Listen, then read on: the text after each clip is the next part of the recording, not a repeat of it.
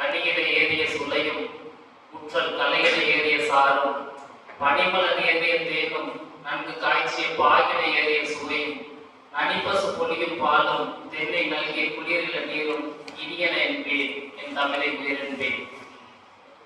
தமிழ் கலை இலக்கிய பேரவை மொழிபோரியினால் நூல் அறிமுகம் கருத்தரங்க கூட்டத்திற்கு காலம் கருதி மேடையில் வீற்றிருக்கும் அனைவருக்கும், தமிழ் தேசிய களத்தில் வீற்றிருக்கும் நாம் அனைவருக்கும் மாலை நேர வணக்கத்தை உரித்தாக்கிக் கொள்கிறேன்.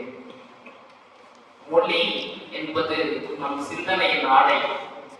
மொழி என்பது நம் சிந்தனையின் ஆடை என்றார் ஜான் டூயி என்ற மொழியியல் அறிஞர்.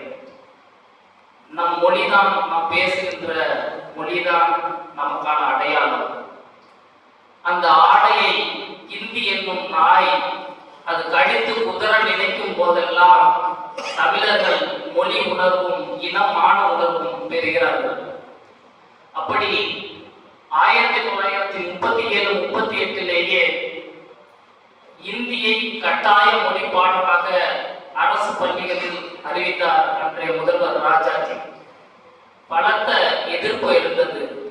அதற்கு நடராசன், தாளமுத்து என்ற 2 தமிழ் அறிஞர்களை கைது செய்தார்கள். கைது செய்து சிறையில் அடைத்தார்கள். சிறையில் அடைந்து மன்னிப்பு கடிதம் எழுதி கொடுங்கள், உங்களை விடுதலை செய்கிறோம் என்று சொன்னார்கள். மரணத்தை தழுவினார்களே தவிர மன்னிப்பு கேட்கவில்லை 2 மாணவர்கள். 1965 மீண்டும் 4ஆம் கட்ட மொழி போர் வருகிறது.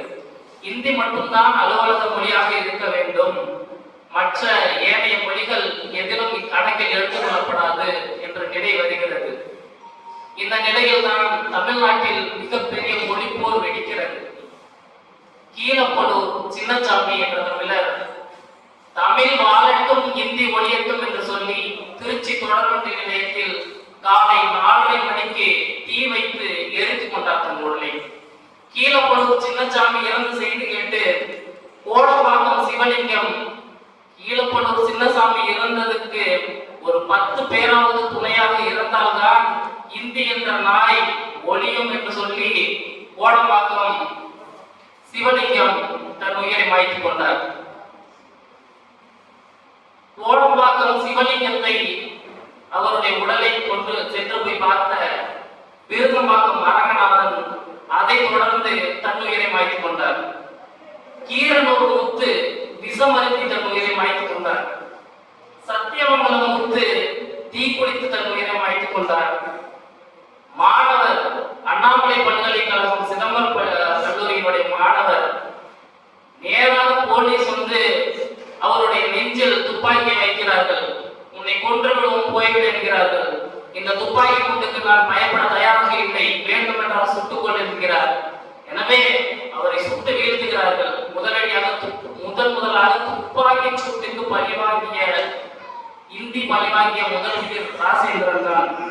ஐயம்பாளையத்தில் நடுநிலை பள்ளி இருக்கிறது. அங்கு தலைமை ஆசிரியராக இருந்தவர் வீரப்பன், ஆசிரியர் வீரப்பன் தன் உயிரை தீ வைத்து எரித்துக் கொண்டார்.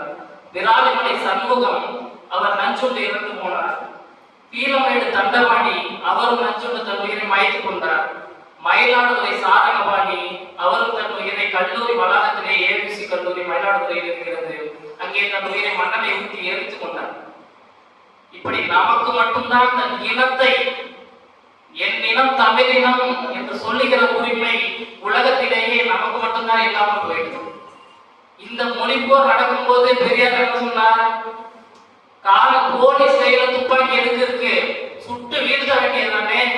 4 சல்லி பசங்களை சுட்டா மத்த பையனோட ஓட மாட்டாங்களா? தமிழ்ல என்ன இருக்கு? தமிழ் காட்டு மராட்டி பாசை. வீட்டில் மனைவியிடம் பேசும் போதும் வேலைக்காரியிடம் பேசும் போதும் ஆங்கிலத்திலேயே பேசுங்கள், தமிழ் வேண்டாம். தமிழில் என்ன இருக்கிறது? திருக்குறளிலும் தொல்காப்பியத்திலும் பலம் மாற்றம் படிக்கிறது. சிலப்பதிகாரம் இழிவானது. கண்ணகி நெஞ்சிலே என்ன பாஸ்பரஸா இருந்தது பற்றி எரித்தது உடனே மதுரை என்று இழிவுபடுத்தினார். தமிழை அவ்வளவு கேவலமாக பேசிய ஒரு நபராக பெரியார் இருக்கிறார். இல்லை என்றால் எங்கள் தலைவரெல்லாம் அவர்கள் விமர்சிக்கப்படுவதே கிடையாது. தமிழ் இனத்திற்கு பெருமை செய்யக்கூடிய ஏதோ ஒரு வகையில் தொண்டு செய்யக்கூடியவர்களை நாங்கள் ஏற்றுக்கொள்கிறோம். ஆனால் வருபவர்கள் அந்த கன்னட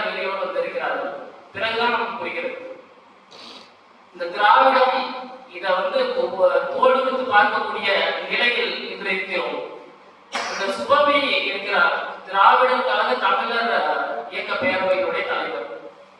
அவர் தலைவர் சொல்லிட்டார் பேமா என்ன சொன்னார்னா, ஒட்டுத்திண்ணை குடியிருப்பாளர், அண்ணா அறிவாலயத்தினுடைய ஒட்டுத்திண்ணை குடியிருப்பாளர் என்று சொல்லிவிட்டார். ஏன் சொன்னாரு? ஒரு சிறந்த பாட்டு போடணும்னா அது மெட்டு இருக்கும். ஆனா திமுகவுக்கு ஏதாவது சாதனா போடணும்னா சுபவியோட முட்டு இருக்கும். அது மாதிரி ஒரு நபர் அது சொல்லிட்டாரு. நம்ம தலைவர் என்ன சொல்றாரு? சிங்களவன் சீமான், சாவர்கர் மணியரசன். சாவர்கர் மணியரசன் இல்லை, திராவிடத்தை சாகடித்தவர் மணியரசன் என்ற வரலாறு பேசும். எனவே அன்று நடந்த மொழி போரும் சரி, அதன் பிறகு நடந்த 2009 நடந்த இனப்படுகொலையும் சரி, அதன் பிறகு தமிழ் இனத்தின் மேல் தொடுக்கிற அனைத்து வன்மங்களும் சரி, ஒரு சிட்டுக்குருவியை கூட சுட்டு வைத்தினால் கேட்க நாதி உண்டு. தமிழர்களுக்கு அப்படி கேட்க எந்த நாதியும் இல்லை. காரணம் அவர்களுக்கு ஒரு தேசம் இல்லை. எனவே அதை புரிந்து கொள்ள வேண்டும். வழி காலமாக நாம் படுகின்ற இந்த இன்னல்களை எல்லாம் துடைத்தெறிவதற்கு ஒரே வழி தமிழ் தேசியம் தான். அதை நாம் அமைத்துக் கொண்டால் அனைத்து இன்னல்களில் இருந்தும் நாம் விடுதலை பெறலாம் என்று கூறி வாய்ப்பு பாராட்டுகிறேன்.